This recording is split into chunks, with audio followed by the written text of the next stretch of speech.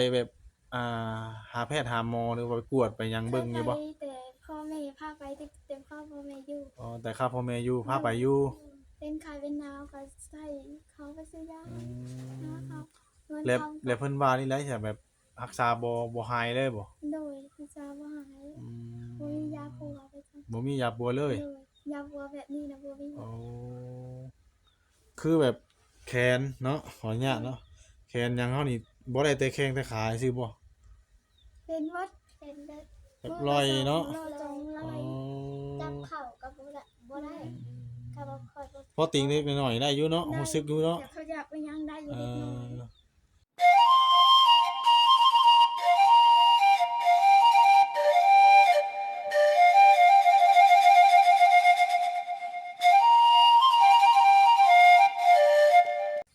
อ ไปพี่น้องเลยโอ้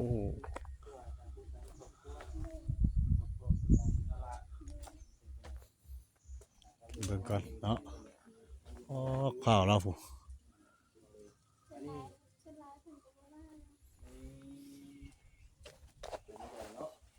ผมอยากเด้อ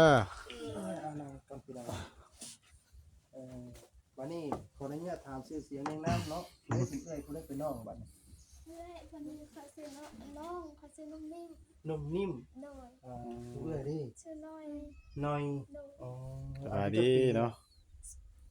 สบายดีเด้อเนาะสบายดีสบายดีเช่นกันเนาะโดยอายุจักปีก็ผู้เอ้ยอายุอะไรขวบจะ28 29คนแล้ว28 29ปีโอ้ผู้นั้นเป็นเอื้อยบ่โดยขวบประมาณ11 10อันมัน18ปีที่แล้ว18ปีโดยอ่าก็อยากกลับขึ้นกับไปกายนี่18ปีพี่นี่ก็อยาก30แล้วนะ อืม ดู ตั้งกล้องไปก่อน ถามไทยเบิ่งยังไงเนาะเห็นแต่ในคลิปเนาะของทางบ่จิตและก็ทางบอลลี่หรือว่าทางออลี่เราเพิ่นได้มาเนาะ เพิ่นเข้ามาหาเจ้าเรื่อยอยู่บ่ปัญหาเขามาเทื่อนึงอ๋อครั้งแรกทางบ่จิตบ่ดูอ๋อโดยเนาะน้องหยังก็กินนี่ชื่อเพิ่นน่ะนุ่มนิ่มบ่ดูเออ นุ่มนิ่มกับน้องนี่ก็ ค่อยน้อยนี่เว้น ผู้นี้น่ะนุ่มนิ่ม โดย เอ้ยน้อย เออ น้อยบ่ โดย น้อยเนาะ เอ้ยน้อยน้องนุ่ม คือว่า นิ่ม สุขภาพร่างกายแล้วพิการใช่บ่ โดยไปมาไปใช้บ่ได้เนาะ โดย อันนี้เป็นพิการนี่เป็นตั้งแต่เกิดบ่ โดยเป็นตะเกิด ตั้งแต่เกิดเลย โดย เอคือว่าแบบ เป็นทางกรรมพันธุ์บ่หรือว่าใดๆเป็นเคยมีญาติพี่น้องเคยเป็นบ่มีที่ก็ เค เป็ ย น มี บ่ อยู่ เคยมีอยู่ม เคยเป็นอยู่เนาะ เคยเป็นว่าแล้วก็อยู่ร่วมกันที่น่ะไผพอไปได้แน่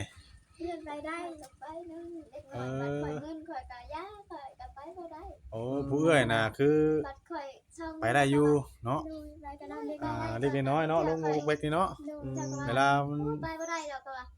เฮ็ดหยังก็บ่ได้ดอกก็บ่ได้กินน้ำข่อยดอกก็ว่า อืม ข่อยก็นั่งทำห้องน้ำให้ อ่า เป็นได้ พ่อจะทูไทยไปเนาะ เป็นจะได้มึนบ่ ข่อยมื่นแล้วแต่ย่างไปยืนย่างไปสวนบ่ได้เป็นผู้อายก็ลอยย่างโดนบ่ได้ลอยเลย ว่าแล้วก็แบบมึนซ่าไปเลยนะเนาะ อืม คือทั้งเจ้านี่แบบลงไปให้บ่ได้เลย โดย คือ เพราะอะไร เป็นแต่แข้งแต่ขานี่บ่หรือว่าจังได๋ มือตีนก็เป็นคือกัน เอามือตีนก็ไปที่กันเบิด ทำไงเนาะทีนี้ก็ต่อกันน้องเพิ่นไปใส่ก็คือสิลำบากเนาะโดย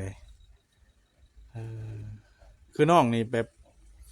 ย่างบ่ได้เลยบ่ โดยย่างบ่ได้ โอ้มีแต่ตูดไปอย่างเดียวเนาะ โดย อ๋อ ไป สายตูดอะไรก็ ขออนุญาตนะเด้อพี่น้องเอ้ยเนาะลำบากเลยแบบนี้เนาะว่าสิดี แม่นลำบาก สีขาวนอนนี่สีขาวนอนนี่ก็ตูด โดย ตื่นมาจากนอนก็ตูด โดย แบบเฮาแบบลุกไปถ่ายนักถ่ายเบาจังซี่ได้จ้ะ กะตุ้มไปสิไปหอดซ่านโดย โอ้ กระดำเมื่อยเด้เพิ่นน่ะเหมือนเหี่ยไปเหี่ย โอ้ว้าวเฮียได้เนาะพี่น้องเอ้ยเนาะ โดย ถ่ายรูปบ่เพิ่น โดย อืมก็สิอาศัยผู้ทั้งเอื้อยก็ลำบากคือกันเนาะอืมเออๆเงียบคักก็ดีแล้วพี่น้อยเนาะอันนี้เราก็ยังบ่ได้ถามว่าครอบครัวเพิ่นมีจักคนอันนี้เนาะ ครอบครัวมีหาคน มีห้าคน โดย ไปใส่เบิดเลยอะ เอื้อยก็เอาผัวคนก็ช่างครอบสร้างผัวอยู่ให้อยู่นา โอ้ทั้งเอื้อยน่ะไปมีครอบมีครัว โดย อยู่ไห้อยู่นา โดย ของไผของลาวเนาะ เพิ่นหนูเพิ่นก็บ่กุ้มหมดกับลูกเพิ่นก็หลาย อืม เพิ่นก็เพิ่นก็เรียกเฮาบ่ได้แล้วเด้ โดย เพิ่นว่า คือไปส่งเอามีเขาไว้ในกูก็คืนนะ หาเขาเพิ่นว่า1เขาหาเขา เขาว่า น้ำก็คื คือ อ น้ำ น้ำก็ พ่ กิ น นให้ก็ยา อื แล้วเขา มโดย เขานี่ก็คอยอันนี้สามีก็บ่ได้ น้ำใดก็เมื่อวานนี่ก็ได้บ่ได้ อืม ได้เช้านี้เขาขึ้นเขาโยกให้ ก็คือแบบว่าอ่าเฮ็ดอยู่ครัวกินหรือว่านึ่งข้าวนึ่งน้ำก็เจ้าเฮ็ดได้ก็พอเฮ็ดไปแน่เนาะ น้อย น้อยนักเนาะว่าแล้วก็เฮ็ดได้เนาะ โดย คอยเก็บอาเงินก็คอยยันต้องเขา ฟื้นนะว่าแล้วก็ฟื้นเฮ็ดนั่นแหละเนาะ โดยยันน้อง ก็มีทานน่ะสบาย เอา ทานก็มี เอา แบบ บ่ได้แบบจุทานจุหยังบ่ คอย แบบดังฟืนบ่ โดยดำฟืนเก็บ ฟืนงาไม้งาตอกงาม่วงน้ำนี่แหละเนาะ โดย มื้อหลังทานที่ตารางทานก็สิสะดวกอยู่เนาะ บางมื้อก็เข้ากับเขาหนึ่งแบบหาเขาขึ้นมาก็ โอ้ เขาหนึ่งให้แบบเพื่อแล้วเร่งแล้วเพศเลย โอ้คือบางเทื่อนี่ได้หนึ่งข้าวหนึ่งน้ำนี่ก็คือหาคนบ้านใกล้ชิดใกล้เคียงอย่างนี้เนาะ โดย หรือว่าพ่อป้าแม่ลูกนำมานี่แหละเนาะหนึ่งให้เฮาแน่เนาะ โดย เขาก็บ่อยากมาแล้วเขาก็ โอ้ว่าแล้วก็ว่าเฮาใส่เลื่อยบ่เฮือเดียวเฮาบอกเลื่อยเพิ่นก็บ่อยากมาเนี่ยเนาะ โดยแบบหาคอยหา อื คน ม เธอเดียวเราคอยอยากละ แบบเตียกับ อยาก คนเฒ่าแบบเขาเห็นอะไรอย่างคนกินเขาเอามาแต่ยันบ่รู้ก็ โด เขา ย ยืนให้ พากันกินข้าวกับหยังซะมื้อนี้ วันนี้กินข้าว กั กับแกงเขาเจ้ากดแดงให้มาหน่อยหนึง กับแกง โดย โอ้ถ้าเว้าแล้วกันกับผู้ไรเคยเห็นเฮาเนาะ โดย หรือว่าเฮาไปใช้บ่ได้จังซี่ซั่นเพิ่นก็มาแวะก็เอาให้เนาะ โดย เอาบัดพ่อแม่เด้ซะ เขามีกับเสีย เสียไปแล้ว โดย โอ้คือตอนนี้น่ะอยู่เฮือนหลังนี้น่ะคือสองคน โด โด ย ยที่สองค อ่าน เขาเพิ่นมากกับหมูแต่ว่าเพิ่นก็บ่ฝากไว้ว่าน้ำคอย เป็นกระซองเบิ่งแล้วเพิ่นก็ไป เพิ่นก็ไป นี้ เอื้อยบ่ โด โด ย ยตัวเอาพวก เออ เพิ่นก็ คือตอนนี้น่ะอันน้องไอ้น้องหาคนน่ะผู้ติดเจ้าดิโลน่ะมีแต่เอื้อยนี่บ่หรือนี่ได ที่เพิ่นอยู่ในบ้านเพิ่นสั่งครอบครัวต่างหากนี่ได้ บนทางครอบครัวอยู่ในบ้านนี่แหละแต่ว่าหาผู้ใกล้นะ อยู่ใกล้เคียงนะ ก็หันน่ะไปอยู่หม้องอื่นแล้วบ่ โดย โอ้ สวรรค์ สวรรค์อยู่อย่างพุ่นเนาะ เพิ่นก็ไปหางานเฮ็ดก็เอาน้องชายหลาไปอยู่นำ อืม เพิ่นก็มาเยี่ยมมายามก็วัดเพิ่นก็ว่าเพิ่นบ่มาแบบก็เพิ่นทิ้งป้า คือมีว่าน้องซาร่าบ่มีน้องอีก โดย มีน้องที่คอยหลาน โอ้ ตอนนี้เพิ่นสิลูกหลานแล้ว แต่ว่าน้องน่ะบ่ได้เป็นหยังบ่ น้องบ่ได้เป็นหยัง เป็น คือเจ้านี่คือติดๆกันเลยบ่นี่ โดย เออ นี่แหละค่ะเขาเจ้าเขาว่าว่านุ่งเสือกับนุ่งเสือคือการแบบนี้คือครูพาแผล อืมโอ้ถามว่าบ่เป็นหยังหรือว่าบ่เป็นพิการหยังนี่ก็พาแฝกแล้วแหละเนาะ หน่อย พาแฝกดีได้พี่น้องเอ้ยเนาะแล้วก็เป็นแต่เกิดเนาะ โดยเป็นแบบ บ่ได้แม่นว่าเป็นปีหนึ่งสองปีมื้อนี้มื้อนั้นได้พี่น้องเนาะแต่น้อยๆเลย โดย อืม ใหญ่มากค่ะก็น้อยก็เป็นแบบตีนโกกตีนจองแบบใหญ่มากก็โตแก่ขึ้นขึ้นแล้วก็เป็นกับไปบ่ได้ เอาก็มีแต่ว่าบ่บ่ท้อหั่นแหละเนาะมีแต่ให้กำลังใจตัวเอง สู้ซนไปเนาะแนวใดเฮาเฮ็ดได้ก็เฮ็ดเนาะฝืนไปแฮงลำบากแล้วเนาะเคยไปแบบ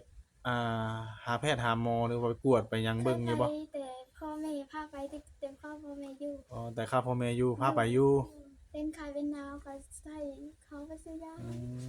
เขาเงิน แล้ว เขา แล้วเพิ่นว่านี่แหละใช่แบบรักษาบ่หายเลยบ่ โดยพิจาบ่หาย อื บ่มียาปัวไปจ้ะ บ่มียาปัวเลย โดยยาปัวแบบนี้นะบ่มี โอ้คือแบบแขนเนาะขออนุญาตเนาะแขนหยังเฮานี่บ่ได้แต่แข้งแต่ขาซื่อบ่ เป็นวัด เป็นได้ แบบลอยเนาะ โรคจงล อ๋ อ อย จับเข่ากับบ่ได้ อืม ก็บ่ค่อยบ่ พอติงเล็กน้อยได้อยู่เนาะรู้สึกอยู่เนาะ แต่เขาอยากไปยังได้อยู่ เอ เล็กน้อย ว่าง่ายก็บ่มีแห้งแบบนั่นเลยนะพี่น้อ เดี๋ ง ยวจับเขาอยู่มันกินแบบเขาได้ติดในหนึ่งแล้วลูก อืม อ๋อคนกินก็เลยตักใส่ปากอันยังก็เส้นอันยังเส้น โดย นี่ โดย นี่ เออ ข่อยก็มีแต่ให้ข่อยก็มีแต่ให้เอื้อยป้อนอ้าวให้เอื้อยอาบให้เครื่องก็ให้เอื้อยนุ่งให้เอาโคยาน้ำกะทิยากะทิทั้งใหญ่ทั้ง อืมโดยแต่ว่าเฮือนดินยังแม่นฮอดพุ่นเด้เนาะแม่นเจ้าบ่บอกนะ โดย ปลูกคือปลูกหลายแท้ต้นอะไรครับ ของเขา ของเขาบ่ โดย เเพิ่นปลูกขึ้นหลายเด้อปลูกไปได้เอาหมากบ่คือเอาหยัง ปลู นั่น ก น่ะ เอาขาย ในแล้วก็เสียง เป็นการแบบจีนเขาว่ากันนั้น โอ้ ปลูกยา โดย เขาเจ้าเขา อ่า อุ้มโต เพราะจังว่าเห็นคือปลูกหลายแท้ต้นชมพอดีนี่เนาะว่ะสมพอดีแหละว่าจะ โด เป็น ย อ่าโครงการเนาะ โดย อืม ทั้งเขาก็เอิ้นว่ากระเจี๊ยบทั้งว่าหน้าแล้วส่งพอดี กระเจี๊ยบบ่เออ เขาไปน้ำส่งพอดี เฮ็ดน้ำเนาะ น้ำส่งนะ อืม เขาก็หาผู้คุมตัวเขาเลย โดย น้องเขาบ่มีผู้ให้ก็ทำดูสำนองเลย รู้เติบแล้วเจ้าไปบ่ได้นี่เนาะ น้อง อ๋อสังเกตเบิ่งเฮือนซ่านนี่คือว่าแปลนคักดีเด้เป็น ปัด สาก วด มารถกระลังถวยล่างร่วงเพื่อเพื่อสร้างสองคนเฮ็ดได้เลย ตามเพิ่นเล่นได้เนาะ น้อง อ่า คือน้องเฮ็ดบ่ได้ก็นั่งเบิ่ง อืม ยังข่อยเงินก็ว่าบ่ได้กินดอกนอก อ่า ไปบ่ได้เลย เฮาเฮ็ดไปโดนๆน่ะมันไหนมันมึนมันชาขึ้นโดนบ่แบบลอยลงแล้วเนาะผู้เอื้อยอันนี้เนาะ ย่างไปแบบอยากง่อยแบบเดียวก็ง่อยอะนอนกลางคืนหน้าก็เมื่อคืนนี่ก็น้องเลอพันไปเห็นแบบว่าคือวันนี้มากัดมายุงแบบห้องไปแล้วเลยอ้าว โดย เมื่อคืนนี่ก็ตอนตะวันแรงอ่ะน้องท้าว่าเป็นหยังว่าน้องทางไปทางว่าว่ะเอื้อยบ่โตเห็นเอื้อยให้ โดย เป็นหยัง ที่แรกน่ะไผเขามาหาเจ้าแต่แรกเลยนี่ แต่แรกนะบอลี่ เบาลี โดย เพิ่นตั้งเขามาหาเจ้าเลยบ่คือแบบมีคนแบบติดต่อเพิ่นมาจังซี่บ่คือได มีเอ็นเพิ่นเขาติดต่อมา อ๋อติดต่อมาว่า ให้น้องเขามาให้มาช่วยเหลือน้อง เอามาแต่เดี๋ยวน้องนี้เนาะ โดย เพิ่นมาจักเทื่อแหละ เพิ่นมาเทื่อเดียว เทื่อเดียว โดย แล้วบ่เข้ามาเลย โดย เอ เพิ่นเขามา แล้วก็เป่าจิตแล้วมาเนาะ โดย อ่า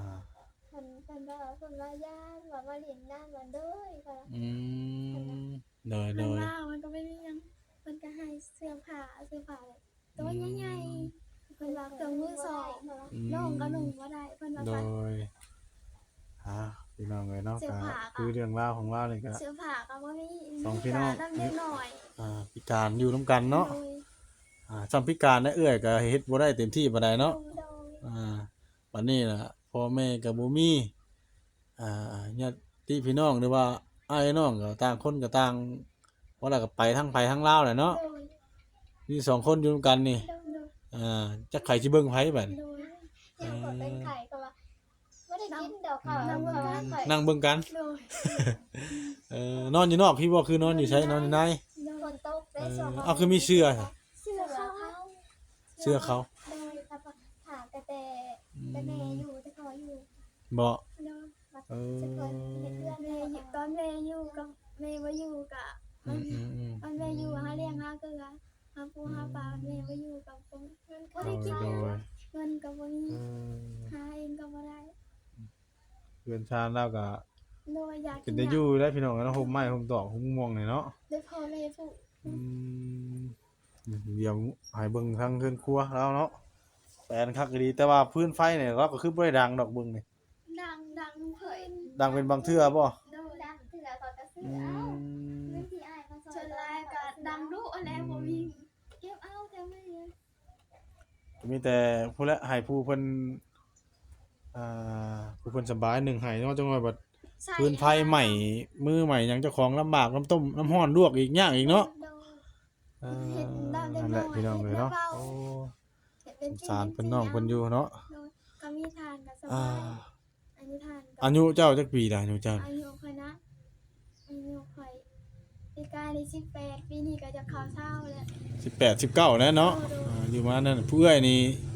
โอ้ย20กว่าแล้วจักซะมาน้องก็มีเนาะอ่า ข่อยกลัวน้องเพิ่น อ่า พี่กายในเพิ่นเศร้าปีนี้ก็จะหาสู้ปี อ่า นี้ก็จะ4แล้ว บัดผู้น้องบัดใหญ่กูเอ้ย โดย ผู้เอ้ยบัดน้อยเนาะ โดย อ่าหรือว่าเราก็สู่ชนนี่แหละเฮ็ดเวียกเฮ็ดงานนี่แหละเนาะเบิ่งดูแลเจ้าของแน่น้องแน่นี่แหละอืม เสื้อผ้าอันนี้เลยเสื้อผ้าเขาว่าลายต้อง อืม แต่พ่อแม่ซื้อให้ขาดกันเยอะเอา เออโดย ชาวก็มีนี่แหละ เอาสู้ๆแล้วพี่น้องไงเนาะ โดย อ่าเป็นกำลังใจให้เด้อทางบ่าวก็เด้อเนาะ โดย สู้ๆก็จะได้ขอตัวลำลากลับแล้วแหละพี่น้องเอ้ยมื้อนี้ก็มาเยี่ยมยาม โดย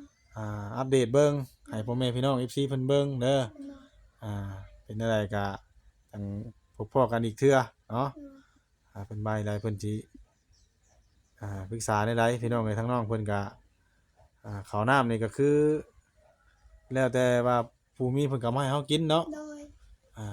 เหมือนว่า เฮาบ่ได้เฮ็ดให้เฮ็ดนาเด้ เหมือนว่าโอ้ยไม่ต้องมันไปส่งเขาดอกวิสันนิสิเขาว่า อืม ส่งจักรยานเขาว่า ย่างคอยมีคอยก็ซื้อเอา ซื้อเอาเนาะหลักๆเนาะทุกมื้อนี่ สิไปกับเขา อ่า เขา บางเทื่อก็มีคนมาขายก็เอิ้นซื้อเอาเนาะ โดย กับข้าวนั่นแหละ เป็นบ่อยากเอามาเขานะก็เหมือนนี่คนบ่อยากเอามาคนอยากเอามาแต่เขากิน แต่ของกิน เดิม เอาเฮาสิกินกับแม่งข้าวอะข้าวไส เดี๋ยวเขาเอาแล้วกินข้าว เขา ตัว ให้ เออ เขาให้ คือแบบว่าบ่มีหุงในหยังว่าหุงเอาที่ง่ายกว่าบ่ ตอนตะกี้ก่อนยืมเขาว่ายืมเด้อทางให้เขา ถ้าหุงเอาง่ายกว่าเนาะ แม่ว่าเพิ่นเพิ่น เอาเสียบฟืนไฟก็มีเรียบร้อยแล้ว แต่พอแต่แม่เห็นใส่ เอื้อยในเห็ดละเว้นแต่ข่อยในช้อนเพิ่น เอาว่าแล้วก็ทุกสิ่งอย่างนี่น้องเป็นเกื้อย โดย อ่า แต่ว่าน้องมี โดย อะไร ประมาณนี้แหละพี่น้องเอ้ยเนาะก็สิได้ขอตัวลำลากลับแล้วบัดนี้เนาะมื้อนี้ก็บ่มีหยังหลายเนาะมีแนวฝากมาต้อนนะมื้อนี้เนาะสิเอาเงินให้น้องไว้ซื้อน้ำซื้อน้ำกินก่อนมาหาเพิ่นมื้อนี้พี่น้องเอ้ยบ่ได้ซื้อกินนะน้องเด้อโดยว่าจะได้ขอตัวกลับแล้วบัดนี้เด้อโดยเดี๋ยวมีโอกาสได้เข้ามาหากันใหม่เด้อเนาะ โดยเอาลำไปด้วยเด้อข่อยให้อยู่ดีมีแรงโชคดีเด้อ โดยเอาสบายดีเด้อ เด้ เนาะ อ3ตัวเด้อ สาธุเนาะแมลงนี่บ่จักฟันดีอยู่บ่คืนนี่ ชื่อเล็กหมูเด้อ ฮะ ชื่อเล็กหมู เลขหมู โดย เอาถ้าบ่าวถึกเลขนะบ่าวมาหาเจ้าอีกโลด โดย เดี๋ยวสบายดีเด้อน้องเด้อลืมได้ชื่อเจ้านี่ใดก็กินนี่ น้อย ผู้เอื้อยน่ะน้อย โดย แล้วเจ้าได้จ้ะ ชื่อน้องนิ่ม นุ่มนิ่มเนาะเอาพี่น้องกันเนาะไปซะเดี๋ยวพบพ่อกันคลิปหน้าเด้อพี่น้องกันเด้อโดยโชคดีเช่นกันเด้อสู้ๆเด้อเนาะเป็นกำลังใจให้เอาเว้ยระมัดระวังกันแหล้วน้องเลยเด้อไปหันไปนี่แหล้วแต่ว่าลมโป่งลมปองไปได้เนาะผู้เอื้อยก็สู้ๆกันแหล้วไปพี่น้องเอ้ยเห็นทั้งน้องเพิ่นได้ก็โอ้ยสงสารเลยพี่น้องเอ้ยต่างคนก็ต่างไปใส่ก็ลำบากเนาะเอื้อยก็ไปยากผู้น้องก็ให้ไปบ่ได้เลยย่างบ่ได้เลยมีแต่ตูดไปข้านไปว่าซั่นโอเคพี่น้องเนาะสำหรับคลิปนี้ก็ได้ขอตัวจบคลิปแล้วเนาะพบพ่อกันคลิปหน้าคลิปต่อไปผิดพลาดประการใดกราบขอโทษขออภัยเด้อเนาะฝากกดไลค์กดแชร์กดติดตามเป็นกำลังใจทั้งเบาเผยเด้อพี่น้องเอ้ยเนาะสำหรับคลิปนี้สบายดีบาย